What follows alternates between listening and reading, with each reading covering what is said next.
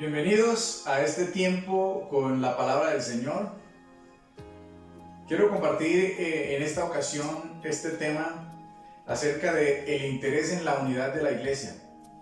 Hay algo que de pronto causa cierta inquietud en medio de la gente, en nosotros también y en los hermanos de la iglesia. Algunas personas me han estado preguntando qué sé de los otros hermanos, que cómo están, que si siguen ahí firmes, bueno, y ese tipo de cosas. Así que quise trabajar un poco acerca de eso, el interés en que la iglesia se mantenga unida y máximo ahora en este tiempo en el que estamos aislados, en el que la comunicación es un poco menos personal, en la que de pronto uno no sabe exactamente en qué están o cómo andan los hermanos en su vida espiritual y devocional. Acompáñenme por favor a la Biblia. Quiero acercarme a Filipenses capítulo 2 y vamos a leer algunos versículos desde el verso 3 hasta el 8. Filipenses capítulo 2 verso 3 y dice así: Nada hagáis por contienda o por vanagloria, antes bien con humildad, estimando cada uno a los demás como superiores a sí mismo, no mirando cada uno por lo suyo propio, sino cada cual también por lo del otro. Haya pues en vosotros este sentir que hubo también en Cristo Jesús, el cual, siendo en forma de Dios, no estimó el ser igual a Dios como cosa a que aferrarse, sino que se despojó a sí mismo, tomando forma de siervo, hecho semejante a los hombres, y estando en la condición de hombre, se humilló a sí mismo, haciéndose obediente hasta la muerte y muerte de cruz. Amén. Que el Señor añada más bendición a esta su palabra. Bien, voy a iniciar contando un poquito de cómo está el contexto de la carta a los filipenses. El apóstol Pablo, que es quien escribe esta carta, deja entrever que amaba a la iglesia. Esta es la relación de Pablo con la iglesia de Filipos. Pablo oraba por la iglesia. Pablo había sido fundador de la iglesia y amaba a la iglesia. Estaba interesado en que la iglesia mantuviera unida. Y Pablo estaba interesado en el crecimiento de la iglesia de los filipenses. Por su parte, la iglesia de Filipos siempre se mostró solidaria y en apoyo para con el apóstol Pablo. La iglesia apoyaba su trabajo evangelístico, la iglesia sabía y apoyaba su trabajo misionero. La iglesia amaba también a Pablo, aunque Pablo ya no estaba ahí con ellos, había tenido que salir para hacer otras cosas. Pero aún así la iglesia seguía siendo solidaria con el apóstol Pablo y la obra que él hacía. El apóstol no estaba con ellos, ahora había caído preso, estaba lamentablemente en la cárcel, y lo más lamentable, la razón por la que estaba en la cárcel era porque predicaba el evangelio de Jesucristo. Para la época, hay que recordarlo, les encarcelaban por esta razón. La iglesia de los filipenses, viendo esta razón, entonces envió a un mensajero, a un hermano de la iglesia, para acompañar a Pablo, para que le visitara en la cárcel, para que estuviera al servicio de Pablo y le apoyara en todo lo que fuese necesario, a pesar de que Pablo estaba preso. Y Epafrodito se llamaba el hermano. Y con Epafrodito enviaron también una ayuda económica al apóstol Pablo. ¿Sí? Maravilloso, el apóstol Pablo lo asumió muy bien. Y una de las razones por las que el apóstol Pablo escribe esta carta es para agradecer a la iglesia por ese apoyo que le han ofrecido, por la compañía, por enviar al hermano, por el apoyo financiero y etcétera, por estar allí. Esta es una de las razones por las que Pablo escribe la carta. Tal vez hay otras también. Creo que Pablo, además de esto, aprovecha la carta para enfatizar en la iglesia el hecho de que, aunque él no esté con ellos, la iglesia no tiene por qué detenerse en su crecimiento. Mucho menos la iglesia tiene que retroceder en su crecimiento, en su avance. Aunque Pablo no esté allí, aunque tengan distancia, aunque no puedan estar juntos, Pablo enfatiza en que la iglesia debe avanzar, debe crecer y que no debe retroceder. Es así, entonces, como encontramos que en la carta a los Filipenses, el apóstol Pablo anima a la iglesia a mantenerse en unidad, aunque él no esté. Anima a la iglesia a confiar sus vidas enteramente en el Señor Jesucristo, y esto es muy bonito.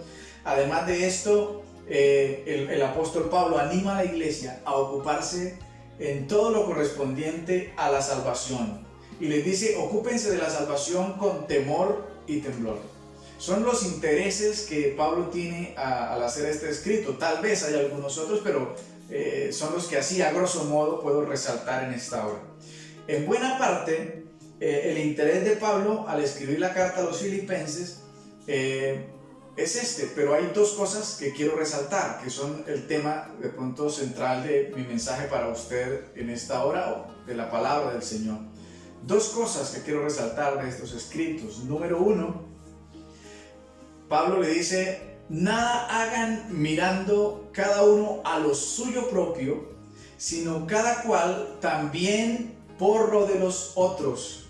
Pablo le está diciendo a la iglesia: oiga, no se interesen únicamente en ustedes, sino interésense en los demás hermanos.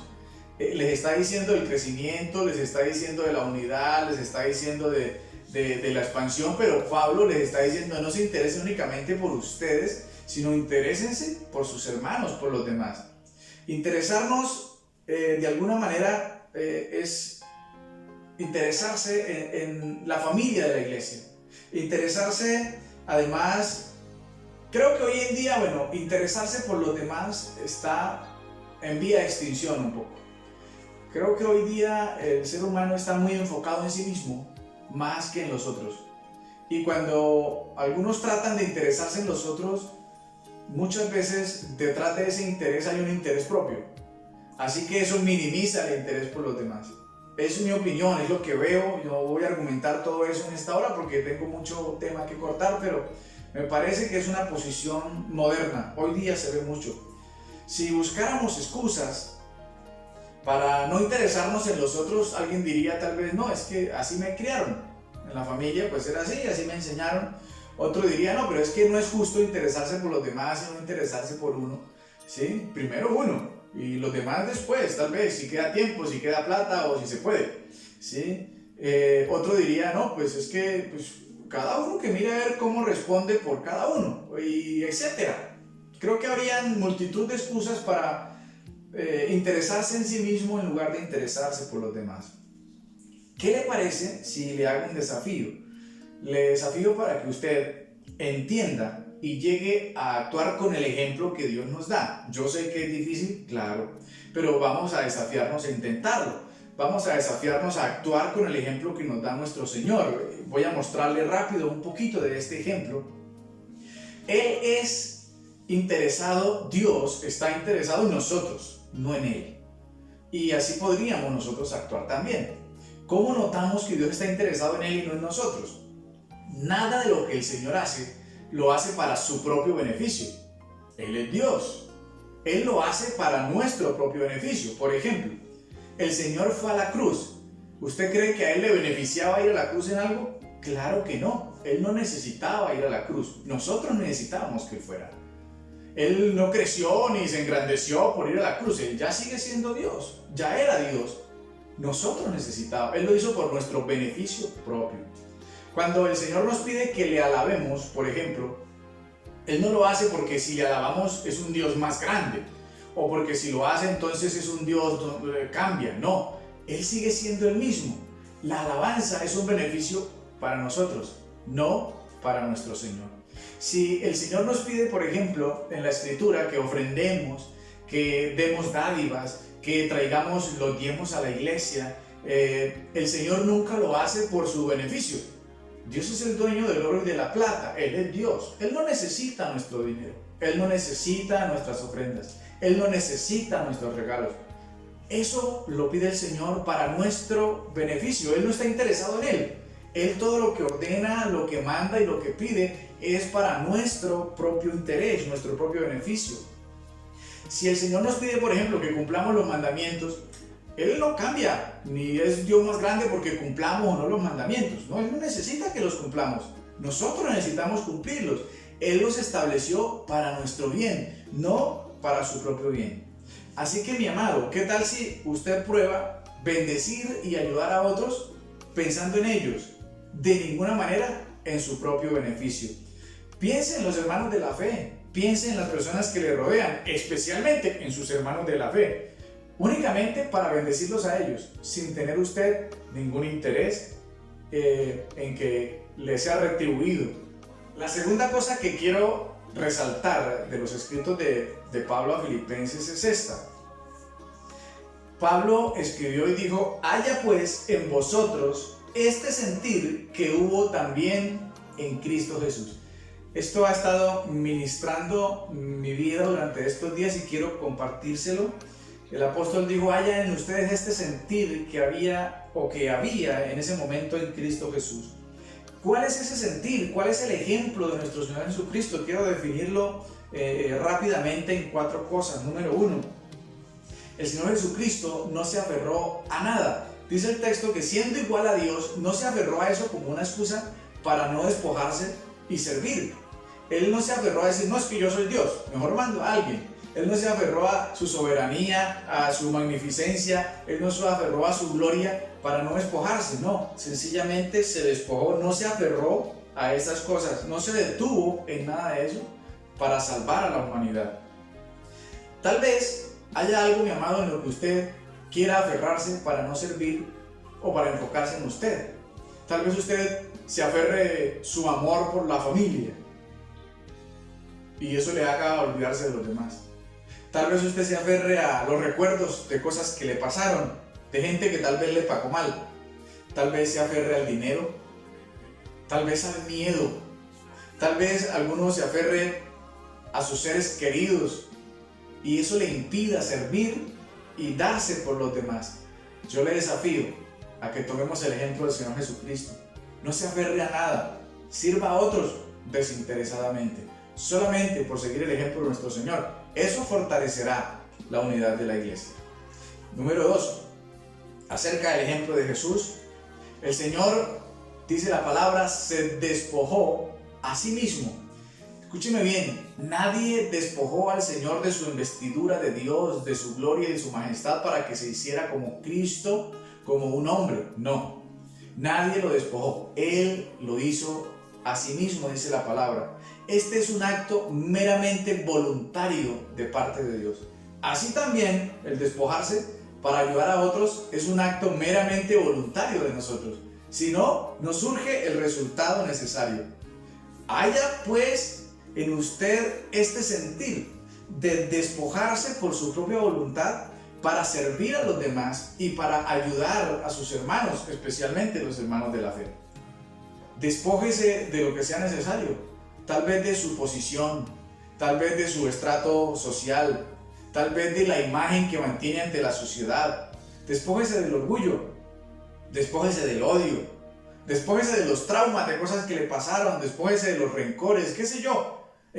Si tiene algo de qué despojarse, despójese, hágalo por su propia voluntad y sirva usted también a sus hermanos para que afirme la unidad de la iglesia. Número 3, con respecto al ejemplo de nuestro Señor Jesucristo, dice la palabra que Él tomó forma de siervo. Se hizo como un ser humano y lo hizo para servir. El objeto de su acto de convertirse en humano era específicamente para servirnos a nosotros en cuanto al tema de la salvación, para traer su mensaje en medio de nosotros. El Señor estaba mirando hacia los demás. En ningún momento Él fue a la cruz para mirar hacia sí mismo. El servicio, mi amado, puede ser altamente frustrante en algún momento. Si uno sirve para encontrar retribución, para que en algún momento le agradezcan o para que en algún momento se le premie y ser exaltado, seguramente usted va a terminar frustrado y pronto va a abandonar su servicio, porque muchas veces el servicio no presta recompensas, solamente es el deseo de servir y la gratitud de servir. Cuando sirva, hágalo motivado por Dios y alégrese en hacer lo que Dios quiere. Alégrese en servir como Cristo lo hizo. Usted está tomando su ejemplo, hágase siervo y no espere nada. Solamente alégrese en el Señor. Si llega algo, bueno, pero si no llega nada, usted ya estaba listo para que llegara. Si le agradecen, rico. Si no le agradecen, no importa, usted lo hizo de corazón y satisfágase en hacerlo, no en lo que pueda venir después. Esto fortalecerá la unidad de la iglesia. Y número 4 y último, acerca del ejemplo de nuestro Señor Jesucristo, dice la palabra que el Señor se humilló a sí mismo. Quiero hacer notar que el Señor, otra vez es un acto completamente voluntario de nuestro Señor. Nadie lo obligó a humillarse. Yo sé que la imagen que aparentemente tenemos es otra. Porque uno dice, no, pues le golpearon, le escupieron, le crucificaron, lo maltrataron, lo insultaron. Parece que alguien lo humilló. Pero, ¿cuál es la realidad detrás de todo esto? Que en verdad Él no fue humillado por alguien más. Él se humilló a sí mismo. Como cordero fue llevado al matadero. Él no respondió. Él no peleó. Él no se defendió. Se humilló a sí mismo. Siendo Dios, teniendo el poder para despojarse de sus enemigos y bajarse de la cruz, no lo hizo. Tenía el poder para hacerlo, pero se humilló a sí mismo, no lo humillaron. Ahora, Él mismo se reprimió. ¿Cuán difícil puede llegar a ser para nosotros, mis amados, humillarnos a nosotros mismos? Fácil es cuando no tenemos derecho y poder para defendernos. Pero cuando una persona siente que tiene el derecho y el poder para defenderse, ¿se humilla a sí mismo?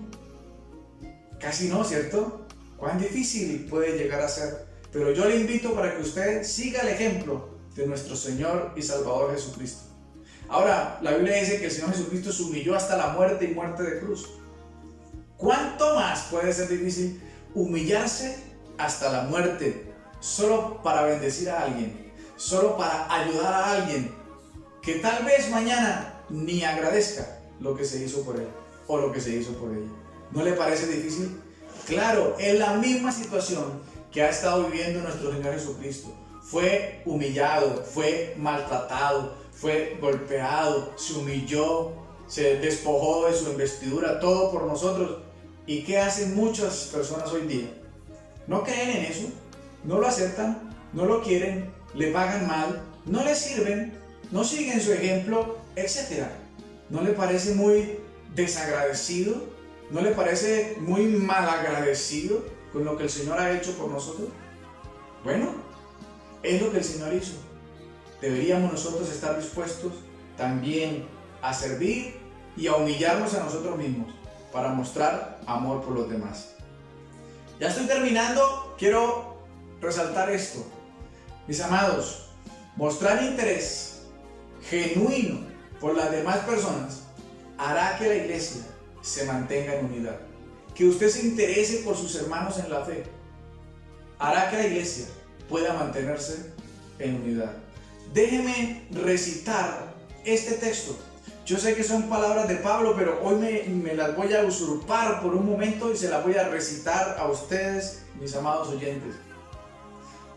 Filipenses 1:27 dice así: solamente que os comportéis como es digno del Evangelio de Cristo, para que, o sea que vaya a veros, o que esté ausente, oiga de vosotros que estáis firmes en un mismo espíritu, combatiendo unánimes por la fe del Evangelio. ¿Cuánto me gustaría, mis amados, que tengamos pendiente esto como iglesia?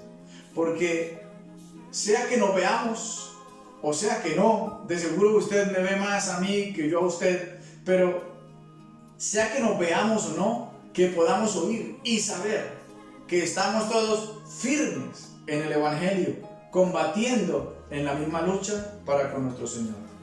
Quiero tomar el ejemplo del apóstol Pablo aquí, si usted me lo permite. Tomando el ejemplo de Pablo, yo no soy Pablo, soy Rafael. Yo sé que usted es la iglesia cristiana cuadrangular Jehová Nissi, no es la iglesia de Filipos, pero déjeme tomar este ejemplo.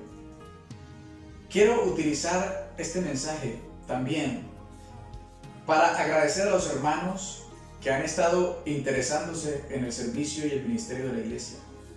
Quiero agradecer a los hermanos que han estado preguntando cómo estamos, cómo está la iglesia, cómo están los hermanos, cómo van las finanzas de la iglesia.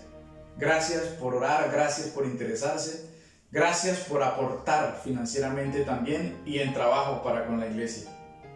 Le quiero animar a los hermanos, a todos, a que apoyemos mucho más el servicio de la iglesia. Quiero recordarles que aquí estamos para servirles, que aunque no estemos tan cerca socialmente, aquí estamos. A un clic, a una llamada, a un mensaje. Y si es necesario, podríamos en algún momento conversar, aportar, apoyar. Y quiero animarle también para que usted apoye el ministerio de la iglesia. Si usted puede seguir aportando para los mercados, gracias a todos los que han dado para eso. Hemos entregado una buena cantidad de mercados para ayudar a algunos hermanos de la iglesia. Queremos seguirlo haciendo. Si usted puede aportar, bienvenidos sus aportes. Si usted quiere traer sus ofrendas o sus diezmos o dar para el pago del ministerio infantil, la casa para los niños, etcétera. Si usted quiere aportar, bienvenido. Le animo para que usted haga parte también de esta maravillosa obra. Y vuelvo a insistir en que nos mantengamos firmes en los intereses de la iglesia con nuestros hermanos, en que ellos se mantengan en Cristo. Interésese por sus hermanos, sírvales, regáleles una llamada, ore por ellos. Si usted puede, tal vez puede colocarles un mensaje, preguntar, no sé, interésese por el crecimiento de la iglesia también. Mis amados, hagamos un momento de oración. Incline por favor su rostro. Bendito Dios, damos gracias por esta tu palabra. Gracias, Señor, por la iglesia donde tú nos has colocado. Oramos en esta hora por la unidad de la iglesia, Señor, para que ninguno se quede en el camino. Oramos, Señor, para que ninguno desmaye en este tiempo, sino que cada uno pueda crecer, avanzar, fortalecerse y estar firme en ti, Señor. Oramos por nuestros hermanos. Mi amado Dios, dales el sustento. Y si es necesario, utiliza nuestra vida, Señor, para ayudarles, para apoyarles. Por favor, en el nombre de Cristo Jesús. Une la iglesia, Señor, con lazos de amor. Que a pesar de la distancia, Señor, podamos estar allí, todos en un mismo espíritu, buscándote, adorándote, sirviéndote y sin dejar de ser parte de esta hermosa familia. Gracias, amado Dios, en el nombre de Jesús. Amén. Si usted cree que este mensaje puede bendecir la vida de alguien, le animo para que lo comparta. Dios le bendiga. Nos vemos en una próxima oportunidad.